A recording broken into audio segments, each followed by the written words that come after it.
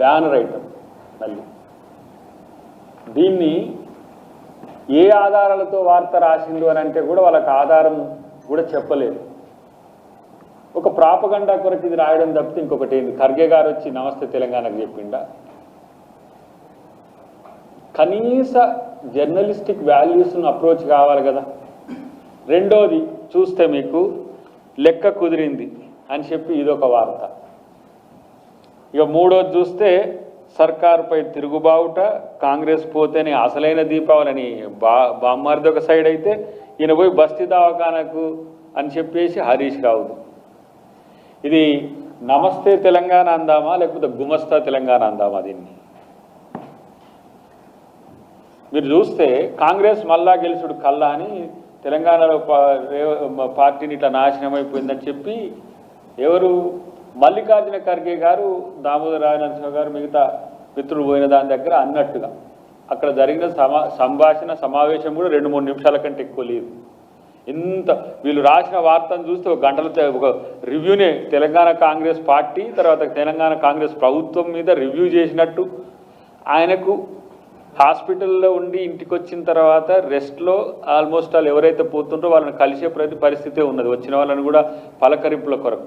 కానీ అక్కడ ఇది ఎంత పెద్ద చర్చ జరిగినట్టు దీనంతా సీన్ క్రియేట్ చేయడం ఒక వార్త అయితే, ఖర్గే లాంటి ఒక నిజాయితీ లేదంటే ఒక క్రమశిక్షణ కలిగిన నాయకుడు ఇలాంటి మాటలు పోయిన వ్యక్తులతో మాట్లాడరు అనే కనీస ఇంగితం కూడా లేకుండా ఇలాంటి కామెంట్స్ను మీరు వార్తలుగా బ్యానర్ ఐటమ్లుగా మార్చడం వెనుక ఉద్దేశం ఏందో తెలంగాణ ప్రజలకు తెలియదా? నేను అంటున్న ఒక మాట, రేవంత్ రెడ్డి గారి మీద అంత కోపం ఉంటే, రేవంత్ రెడ్డి గారు అంటే అంత మీకు జెలసియస్గా ఉంటే, అంత ఈర్ష్యగా ఉంటే, రేవంత్ రెడ్డి గారి యొక్క పని తీరును విమర్శించిన ఒక ప్రజాస్వామ్యయుతమైన పత్రిక అని అనుకోవడానికి అవకాశం ఉంటుంది. అసలు ఏకంగా మా దేశాధ్యక్షుడే రేవంత్ రెడ్డి గారిని విమర్శించినట్టు రాయడం అనేది మీ యొక్క మూర్ఖత్వానికి ప్రతీక. వాళ్లకు అసహనం మరీ పెరిగిపోతున్నది. ముఖ్యంగా సరే, నలుగురిలో ఒక ఆమె అయితే బయటికి వెళ్ళింది, కవిత గారు బయటికి వెళ్ళింది కాబట్టి ఆమె వార్తలు చూస్తలేము. కానీ ఇక వీళ్ళిద్దరిది బావబామ్మరిదిలో ఇంటర్నేమో వాళ్ళు అయ్యే కూర్చొని మరి వార్తలు వండి వారిస్తాడో.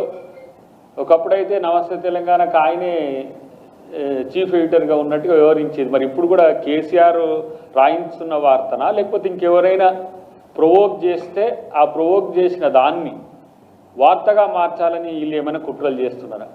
కంప్లీట్గా ప్రాపగండాన్ని నమ్ముకున్న దరిద్రం ఎందుకు మీకు?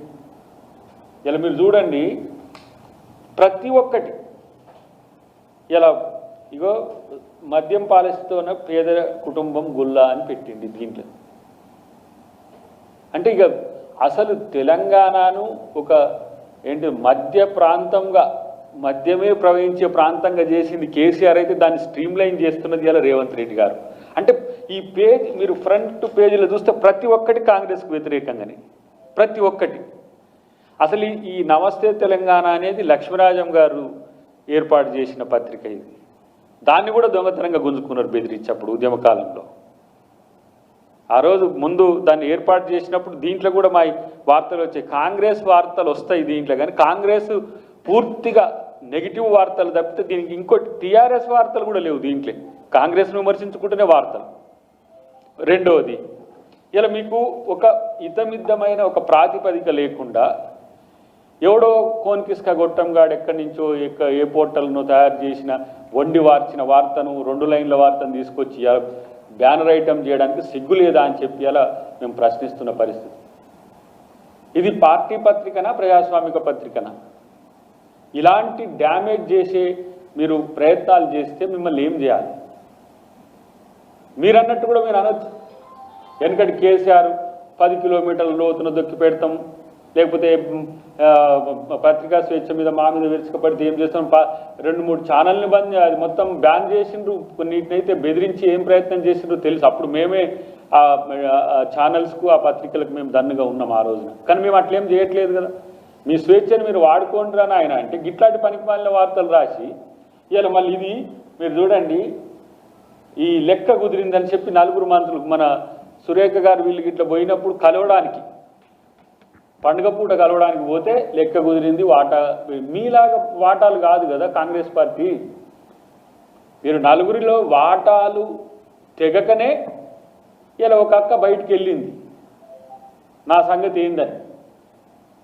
మీ అవినీతి మీ యొక్క అసలు అది భాగవతం బయట పెట్టాలంటే రోజులు సరిపోని పరిస్థితి. లక్షల కోట్లు.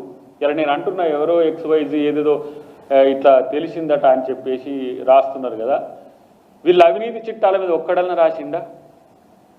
లక్షల కోట్ల రూపాయలు ఒక్కొక్కరికి 1,00,000 కోట్ల పైచిలుక్కున్నాయని అంటున్నారు, మేము వింటున్నాం. మరి అట్లాంటి వాటి మీద ఒక్క పత్రిక కథనం రాలే. మరి ఇలా చాలామంది మిత్రులు న్యూట్రల్గా ఉండేటోళ్ళు కూడా లీన్ అవుతున్నారు. న్యూట్రల్గా ఉండాల్సిన మిత్రులు కూడా లీన్ వెనుక కారణం ఏంటి? డెఫినెట్గా ప్రతి పత్రికకు కానీ ప్రతి టీవీకి కానీ ఒక లైన్ ఉంటుంది. కొంత పాజిటివ్గా ప్రభుత్వం వైపు, కొంత పాజిటివ్గా ప్రతిపక్షం వైపు ఉండే లీన్ ఎవరు కాదన్నారు. మరీ ఇట్లా బరితెగించి వార్తలు రాస్తూ దీన్ని వార్త అని ప్రయత్నం చేస్తే మల్లికార్జున ఖర్గే గారి లాంటి ఒక మంచి నాయకుని యొక్క క్రెడిబిలిటీని ఇలా మీరు డ్యామేజ్ చేసే ప్రయత్నం చేస్తే ఎందుకు మీ మీద డిఫమేషన్ వేయొద్దో ఒకసారి ఆలోచించండి. ఇది ఒక హెచ్చరిక లాంటి ప్రెస్ మీటే నేను చెప్తున్నాను. ఎందుకంటే ఇట్లా బరితెగింపులు చేస్తారు. రేవంత్ రెడ్డి గారి మీద చేస్తున్నారు, మా మంత్రివర్గం మీద చేస్తున్నారు, మా లాంటి వాళ్ళ మీద కూడా చేస్తున్నారు, ట్రోల్స్ చేసుకుంటున్నారు, అది వేరు.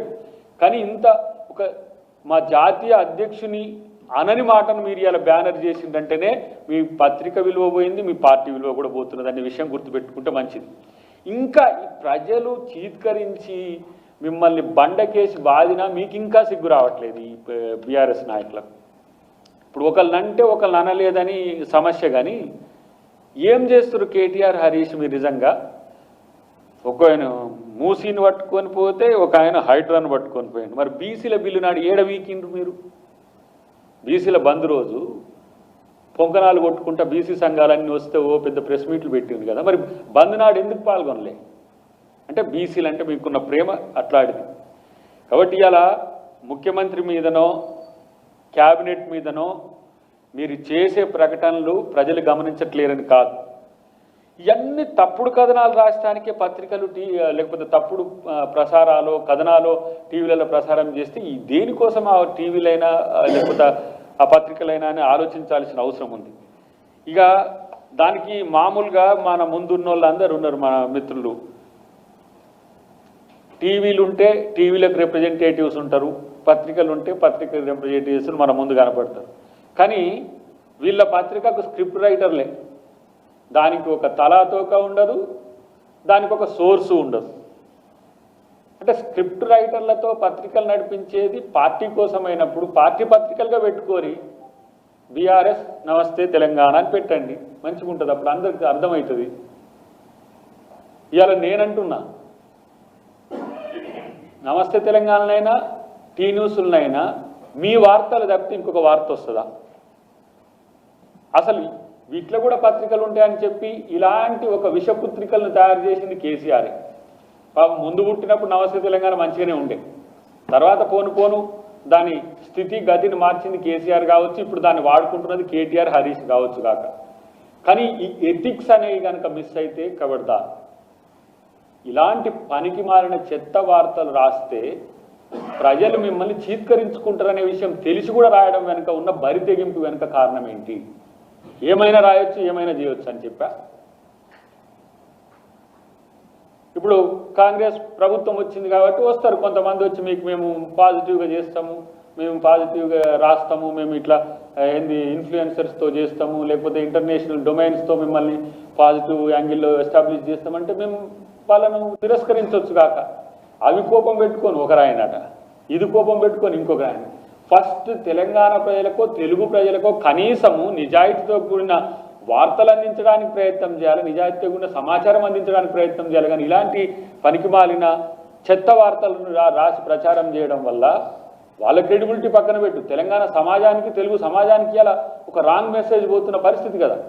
కాబట్టి డెఫినెట్గా నేను దాని మీద ముఖ్యమంత్రి గారికి కూడా దాన్ని విన్నవించే ఒక ప్రయత్నం చేస్తా. ఇలాంటి కథనాల వల్ల ఇప్పుడు రెగ్యులర్గా ఎప్పుడు కూడా ఏం చేస్తారంటే నాయకుడు తను చేసిన పనుల మీద తను అమలుపరుస్తున్న పథకాల మీద వస్తున్న రివ్యూస్నే ఎక్కువ ఫాలో అవుతుంటారు.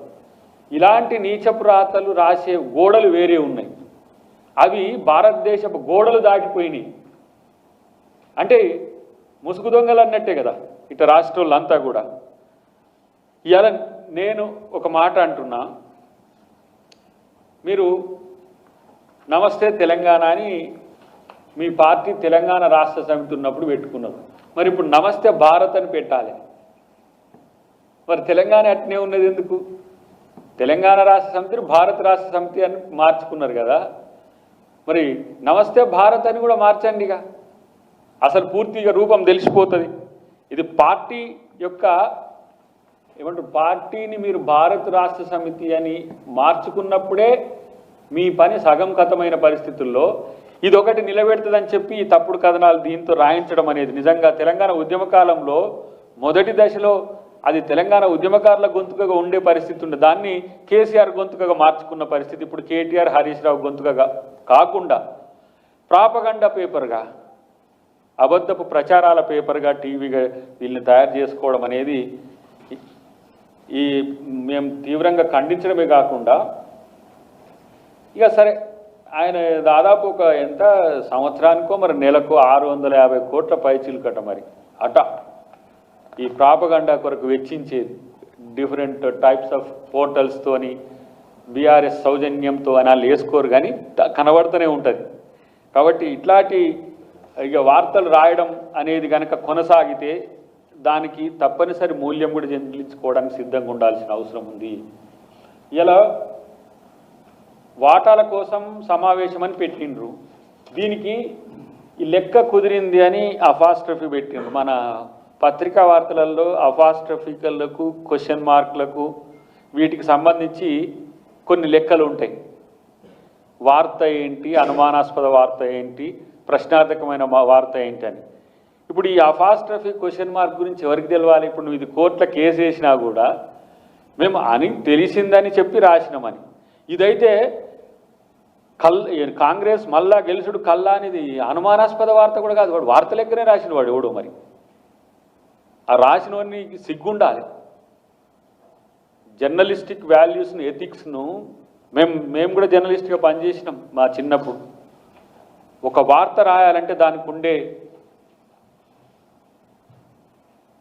సోర్స్ ఏంటిది, రాస్తున్నామంటే దానికి ఉన్న క్రెడిబిలిటీ ఏంటిది, ఎలాంటి వార్తలు రాయాలని. ఈ స్థాయి బ్యానర్ ఐటెం రాసేటోడు ఏ స్థాయి జర్నలిస్ట్ ఉండి ఉంటాడు? లేకపోతే కేసీఆర్ కూర్చొని రాసిండా, కేటీఆర్ రాసిండా? పక్కన పెట్టవనండి. ఇట్లా ఇప్పుడు రాస్తారు కదా కాలం, జర్నలిస్ట్ కాలం అని ఉంటుంది కదా. ఇప్పుడు వివిధ రకాల వాళ్ళకి సంబంధించిన వాటికి సంబంధించి వచ్చినప్పుడు వాళ్ళ బై నేమ్తో ఉంటుంది. అట్లా కూడా కాదు, ఇట్లాంటి పనికిరాని కథనాలు చేసిన పరిస్థితి ఉన్నది. కాబట్టి మిత్రులారా, చూస్తున్నాం, వీటిని అబ్జర్వ్ చేస్తున్నాం. మేమేమి మీడియా మీద ఎప్పుడు కూడా కాంగ్రెస్ పార్టీకి డిఫరెన్స్ ఆఫ్ ఒపీనియన్ ఉండదు. ఫోర్త్ ఎస్టేట్ అనేది తన స్వతంత్రతను కాపాడుకోవాలి. దానివల్లనే పేద ప్రజలకు కానీ సామాన్యులకు కానీ మేలు జరుగుతుంది. మీడియాను 4వ స్తంభంగా భారత రాజ్యాంగంలో అంబేద్కర్ గారు పెట్టింది కేవలం వాచ్ డాగ్ లెక్క ఉండడం అనే కాదు. అవసరమైనప్పుడు ప్రశ్నిస్తుంది, అవసరమైనప్పుడు రహస్యాలను బయటికి తీస్తుంది. అది ఒక రీసెర్చ్ జర్నలిజం. కానీ ఎల్లో జర్నలిజం ఏంటి? ఇదేం కథరా నాయన? దీన్ని జర్నలిజం అంటారా? ఇది నాకు తెలిసి రేపటిన పార్టీ అధ్యక్షులే ఎడిటర్ అని చెప్పి పెట్టుకొని వాళ్ళ వ్యూస్నే పత్రికలుగా రాయాల్సిన పరిస్థితి వస్తుందో ఏమని ఆ దుస్థితి కనుక దిగజారితే ఏ వార్తను సామాన్యుడు నమ్మాలి, ఏ వార్తను సామాన్యుడు లేకపోతే ప్రజలు ఇది వాస్తవం అని నమ్మాలి? వాస్తవానికి అవాస్తవానికి మధ్యన ఉన్న తేడాను కూడా లేకుండా ఇవాళ వాళ్ళు చేస్తున్న పరిస్థితి అని వాళ్ళు ఆత్మపరిశీలన చేసుకోవాలని కోరుతున్నా. ప్రత్యేకించి ఇది ఒక రిక్వెస్ట్తో కూడిన డిమాండ్. ఎందుకంటే అది రూపం కూడా పత్రికా రూపము, ఛానళ్ళ రూపం ఉంది కాబట్టి. ఎందుకంటే దీన్ని అంటుంటే చాలామంది మీడియాని ఏమైనా దయాకర్ ఏమైనా ప్రశ్నిస్తుండా అనే ఒక స్థితి రావద్దు కాక. ఎందుకంటే ఇంత దిగజారుడు వార్తలు రాసే పత్రికలో, టీవీలో నేనైతే చూడలే. ఇంతకుముందేమో ఏంటి, వాళ్ళకు వ్యతిరేకం వచ్చినప్పుడు ఆంధ్ర బేస్డ్ పత్రికలు, ఆంధ్ర మూలాలున్న పత్రికలు, వాళ్ళకు అనుకూలంగా రాసినప్పుడు మీడియానే కదా బాబు. మరి మీడియానే కదా ఎప్పుడైనా. ఆంధ్ర ఏంది, హైదరాబాద్ ఏంది, ఢిల్లీ ఏంది, నేషనల్ ఛానల్స్ ఉన్నాయి, ఆంధ్ర బేస్డ్ ఛానల్స్ ఉన్నాయి, తెలంగాణ బేస్డ్ ఛానల్స్ ఉన్నాయి. కానీ వేటి మీద మీకు ఎందుకు నమ్మకం లేదంటే మీరు చేస్తున్న వాస్తవాలు అయితే చూపిస్తారు. ఇప్పుడు మీడియా మీద ఆయనకు అప్పుడప్పుడు కేటీఆర్ కోపం వస్తుంది, హరీష్ రావు కూడా ఇంతకుముందు తలకాయలు అంటే అక్షరాలు పెద్ద అక్షరాలు అధికారంలో ఉన్నప్పుడు ఫ్రంట్ లైన్లో వచ్చేది కాబట్టి అప్పుడు వాళ్ళకు మంచిగా చూస్తుంటే అబ్బా ఏం మీడియారా మనకు, ఏమి ఆంధ్ర మీడియా అయినా ఎవరైనా మనకు మంచిగా రాస్తుండ్రని చెప్పి. ఎప్పుడైతే మీకు వ్యతిరేకంగా వస్తున్నారో అప్పుడు మీరు ఇగో ఈ స్థితికి దిగజారుతున్నారు. ఇప్పుడు మీకు మీడియా కూడా అక్కర్లేదు, ఏమంటాం దాన్ని, బ్యానర్ ఐటమ్. మళ్ళీ దీన్ని ఏ ఆధారాలతో వార్త రాసిండు అని అంటే కూడా వాళ్ళకి ఆధారం కూడా చెప్పలేదు.